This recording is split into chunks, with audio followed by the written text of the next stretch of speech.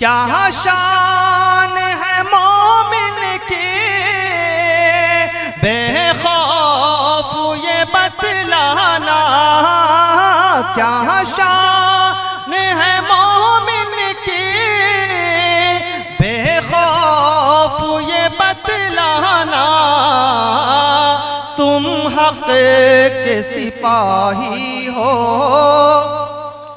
तुम हक़ के सिपाही हो, बातिल से न घबराना। क्या शान है हिंदू है, कोई मुस्लिम है, कोई ईसाई है, कोई हिंदू कोई मुस्लिम कोई ईसाई है, सब ने इंसान न बनने की कसम खाई है। अब आगे इसी के साथ मौलाना वहीदुज्जमा सल्फी साहब को दावत स्टेज देते हैं कि आइए आप अपनी बात रखिए।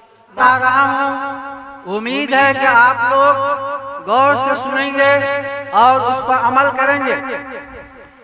अल्लाह तबारक व तआला फरमाता है कि मन क़तला नफ्सन बिग़ैर नफ्सिन औ फसादिन फिल अर्ज़ फकअन्नमा क़तलन नास जमीआ, कि अगर कोई शख्स किसी शख्स दूसरे शख्स को बगैर किसी नफ्स के बदले अगर कत्ल करता है तो गोया उसमें तमाम इंसानियत का कत्ल करता है।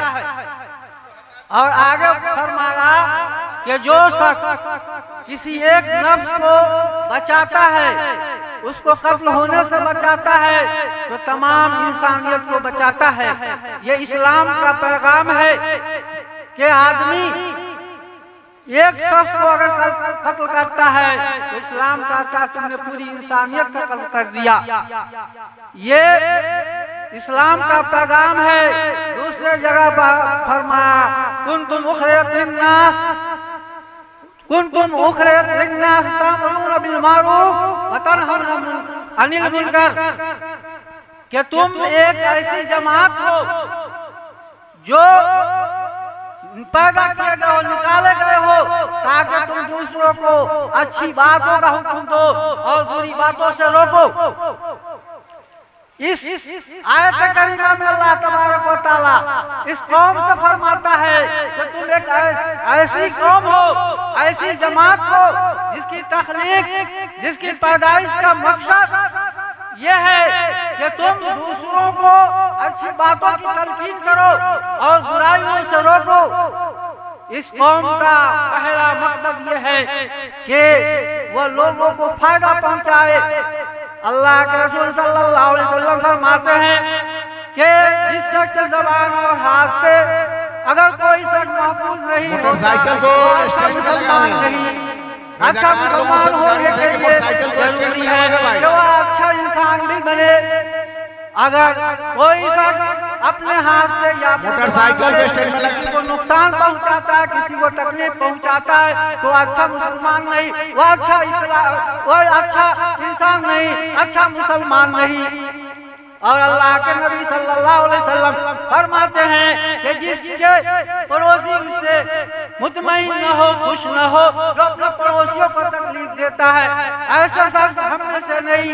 यानी एक मुसलमान का सेवा यह है वो अपने पड़ोसियों को खुश रखे, अपने हाथों से किसी को तकलीफ न दे, अपने ज़बान से किसी को कुछ न कहे। अल्लाह के नबी सल्लल्लाहु अलैहि वसल्लम के खलीफा सानी हज़रत उमर रज़ियल्लाहु ताला अन्हु एक मरतबा रात में गश्त करते हुए निकलते हैं, रात को गश्त करते रहते हैं। इतने में एक मैदान में पहुंचते हैं और आप देखते हैं कि एक मुसाफिर एक मैदान में खीमा लगाए बैठा हुआ है, बहुत मजमूम है, बहुत उदास है।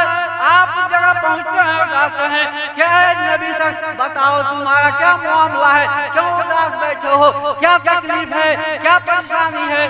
वह शख्स कहता है कि मैं एक मुसाफिर हूँ, मैं खलीफा वक्त हज़रत उमर से मिलने जा रहा हूँ।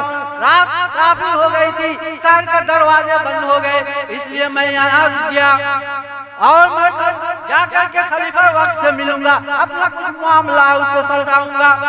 कहा कि ये बताओ कि मामला क्या है, अंदर कैसी कराने की आवाज आ रही, इस खीमे में कौन है। कहा कि मेरी बीवी है।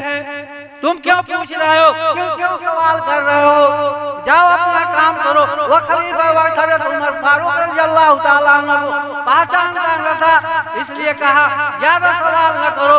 आपने कहा क्या आपको बताइए सही क्या मामला है, कैसी आवाज आ रही है कराहने की। तो वह शख्स कहता है क्या शख्स मेरी बीवी है और वह दर्द जला है, उसको विलादत होने वाली है। आप ये बात सुनते ही वहाँ से फौरन रुखसत हो जाते हैं और अपने घर जाते हैं और अपने बीवी हज़रत उम्मे कुलसूम रज़ियल्लाहु ताला अन्हा से फरमाते हैं तो मेरी बीवी चलो एक नेकी का मौका मिल गया है, उस नेकी से फायदा उठा लो। और बतलाया कि अपने शहर के बाहर एक मुसाफिर है, उसके साथ एक औरत आई हुई है, वह दर्द में मुब्तला है, बड़ी परेशान है, उसके साथ कोई औरत नहीं है। तुम चलो और विलादत की जितनी भी सामान है उसको ले लो और चलो मेरे साथ। चुनांचे हज़रत उमर फारूक रज़ियल्लाहु ताला अन्हु और उनकी बीवी उम्मे कुलसूम रज़ियल्लाहु ताला अन्हा दोनों मियां बीवी चलते हैं। खलीफा वक्त है, वक्त के बादशाह हैं, तमाम मुसलमानों के खलीफा हैं, फिर भी एक शख्स की मदद करने के लिए मियां बीवी निकल जाते हैं। वह ये नहीं देखते हैं कि ये इंसान कौन है, किस धर्म का है, किस मजहब का है, किस जाति का है, बल्कि उन्होंने इंसानियत देखी कि एक इंसान एक मुसीबत में पड़ा हुआ है, उसकी मदद करना, उसकी जरूरतों को पूरा करना हमारे इस्लाम में जरूरी है, हमारे नबी का फरमान है कि हम उसको पूरा करें।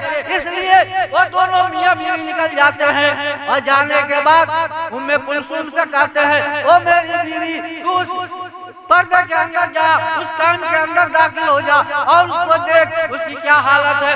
चुनांचे हज़रत उम्मे कुलसूम रज़ियल्लाहु ताला अन्हा अंदर जाती है और उससे वलादत कराती है और हज़रत उमर फारूक रज़ियल्लाहु ताला अन्हु खलीफा वक्त है, वो खाना बनाते हैं दोनों मियां बीवी के लिए। जब वलादत हो जाती है तो औरत आती है और कहती है ए खलीफा वक्त आप अपने अजनबी दोस्त को खुशखबरी दे दीजिए कि बच्चा पैदा हुआ है।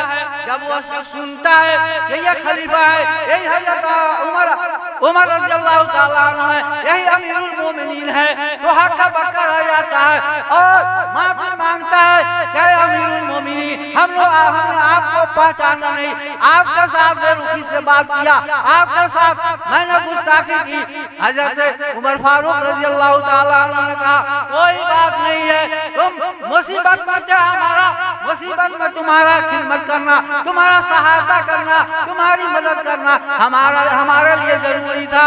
अब खुश हो जाओ और जब तुम्हारा जो मामला है हमारे पास पेश करो, मैं उसको पूरा कर दूंगा। अल्लाह के नबी सल्लल्लाहु अलैहि वसल्लम जब कुफारे कुरैश ने आप सल्लल्लाहु अलैहि वसल्लम को हिजरत के वक्त सर कलम करने का पूरा हुक्म दे दिया, प्लान बना लिया आप सल्लल्लाहु अलैहि वसल्लम वहां से जब रुखसत होते हैं, हिजरत करने के लिए तैयार होते हैं, तो आप सल्लल्लाहु अलैहि वसल्लम को कत्ल करने के लिए सुराका बिन जाते हैं और वो अपना एक तेज सवार घोड़ा लेते हैं और उस पर सवार होते हैं नेज़े के साथ और आप सल्लल्लाहु अलैहि वसल्लम का पीछा करते हैं, करीब तक आपके पास पहुंच जाए और आपको कत्ल कर दे। लेकिन अल्लाह का करना ऐसा हुआ, अल्लाह का करिश्मा यह हुआ कि उसका घोड़ा धस गया। आप सल्लल्लाहु अलैहि वसल्लम से दरखास्त की कि नबी सल्लल्लाहु अलैहि वसल्लम हमारे लिए दुआ कर दीजिए कि मैं इस मुसीबत से बच जाऊं, मैं आपको कोई गजल, कोई तकलीफ, कोई कष्ट नहीं देना चाहता। फिर अल्लाह के रसूल उनके लिए दुआ कर देते हैं, वह फिर पहली हालत में आ जाती है। फिर उसके बाद वही इरादा करता है, 3 मरतबा भी उसने कत्ल का इरादा किया, लेकिन अल्लाह के रसूल सल्लल्लाहु अलैहि वसल्लम सबको माफ करते रहे। ये इस्लाम का पैगाम है कि जितने मजबूर हो और जो आपको पर जुल्म करता हो उन तमाम को इंसानियत के नाते उसको माफ कर दे और उसके साथ अच्छा सलूक करे। वक्त की कमी की वजह से मैं अपनी तकरीर को इन्हीं चंद बातों पर खत्म करता हूँ।